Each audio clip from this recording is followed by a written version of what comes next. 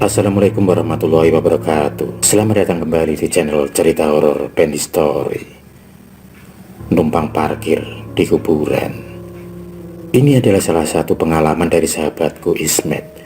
Ceritanya terjadi di awal tahun 90-an, ketika dia mendapat job menjadi pemandu wisata sekaligus menjadi supir. Menjadi supir pribadi dari salah satu anggota dewan di Jogja yang ingin kunjungan kerja sekaligus studi banding ke kota Malang, Jawa Timur.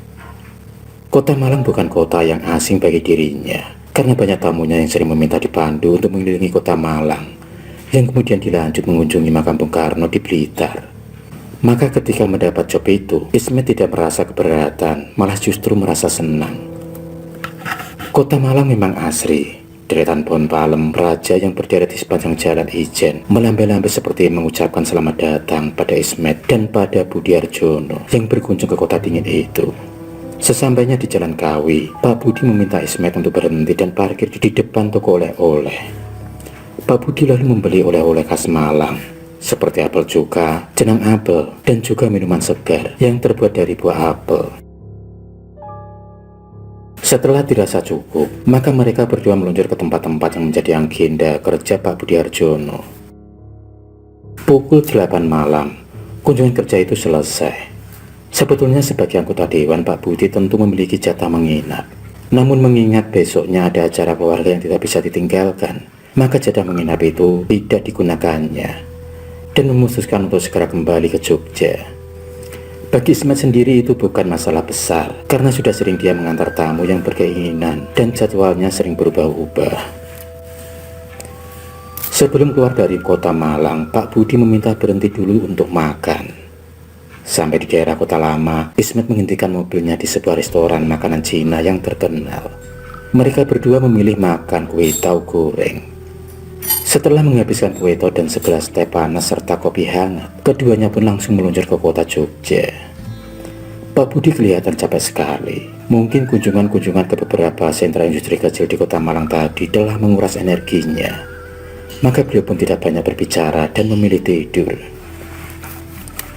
Ismet tidak banyak mempermasalahkan, bahkan kebetulan karena dia bisa tancap gas tanpa perlu sungkan-sungkan. Kebetulan jalannya sepi dan tidak banyak kendaraan yang melintas sehingga bisa lancar sampai ke Jogja. Pukul 1 lebih sedikit, kendaraan sudah masuk ke Jogja, persisnya di perempatan sebelah barat Prambanan. Berarti masih butuh waktu sekitar 30 menit lagi untuk sampai ke rumahnya Pak Budi.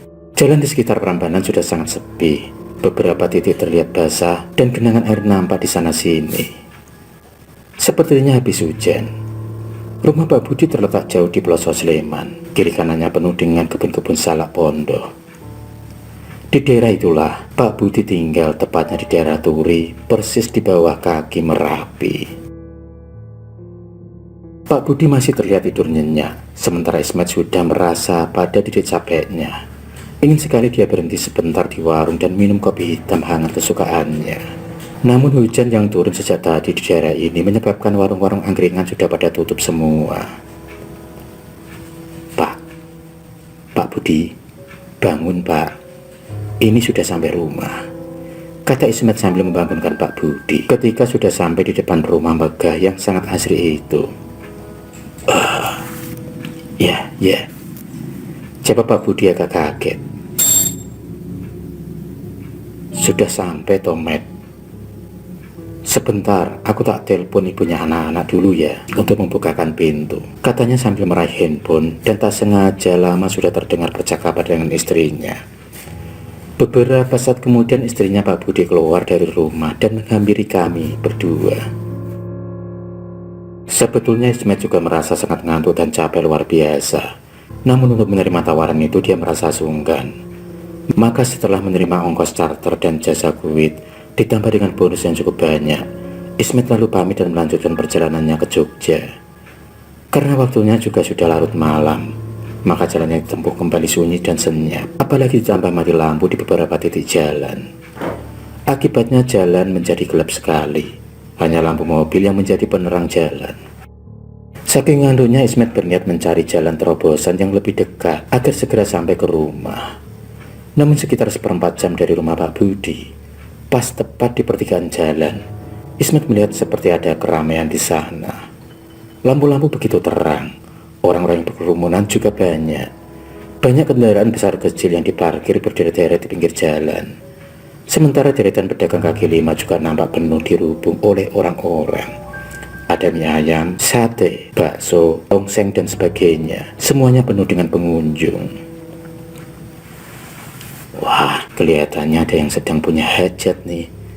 Mungkin ada pertunjukan wayang atau campur sari, pikir Ismet sambil menguap berkali-kali. Hatinya ikut tenang, karena setelah berjam-jam berteman sepi, kini di depannya mulai ditemukan kehidupan. Oh, ternyata sedang ada pasar malam toh ini, gumanya di dalam hati. Terlihat mulai dari anak-anak hingga orang tua hilir mudik ke sana kemari. Hanya mungkin karena saking lelahnya, Ismet tidak memperhatikan keanehan yang ada. Pasar malam yang dipenuhi orang-orang serta ditambah hiburan orgas campur sari itu sunyi senyap. Tidak terdengar sedikitpun suaranya. Padahal jendela mobilnya tidak ditutup rapat. Tapi itu tidak dirasakannya. Ketika dirasakan kantongnya sudah tidak bisa ditahan lagi, maka dia pun langsung meminggirkan mobilnya. Dicarinya tempat yang agak di pinggir supaya tidak mengganggu keramaian orang yang sedang menuju ke pasar malam itu. Setelah dirasa pas, mesin segera dimatikan. Dan tak seberapa lama kemudian Ismet langsung tertidur pulas. Dengkurannya pun terdengar keras sekali.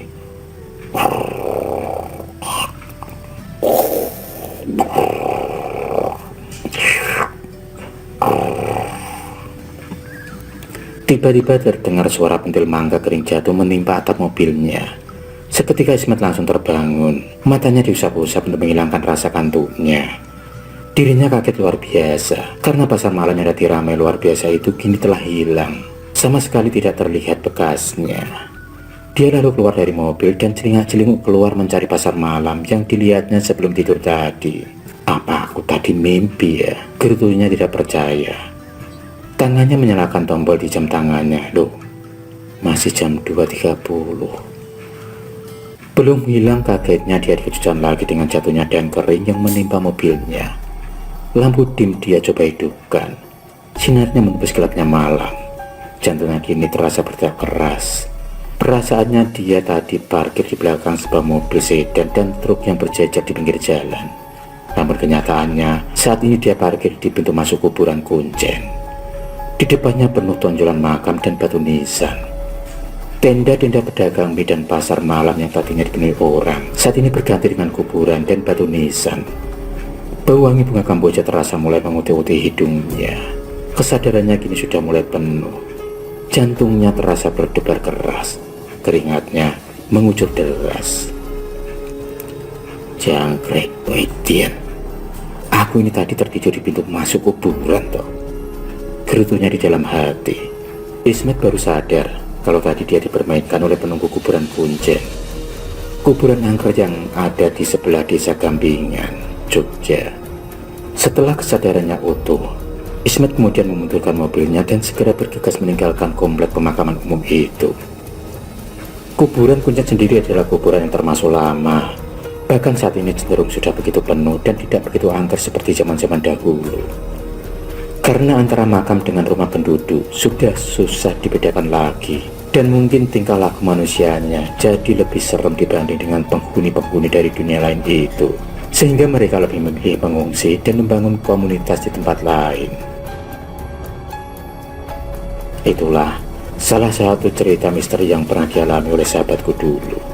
Mudah-mudahan bisa menambah wacana bahwa ketika kita pada kondisi yang sangat lelah, maka otak kita cenderung memancarkan gelombang beta dan theta, yang konon merupakan pintu gerbang yang paling mudah untuk dimasuki makhluk dari dunia lain. Akhirul kalam, wassalamualaikum warahmatullahi wabarakatuh.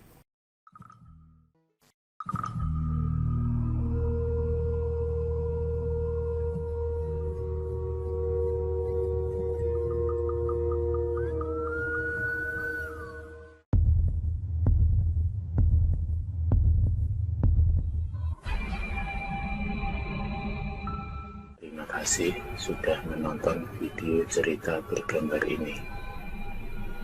Klik subscribe untuk terus mendapatkan video-video cerita bergambar selanjutnya. semangat berkarya.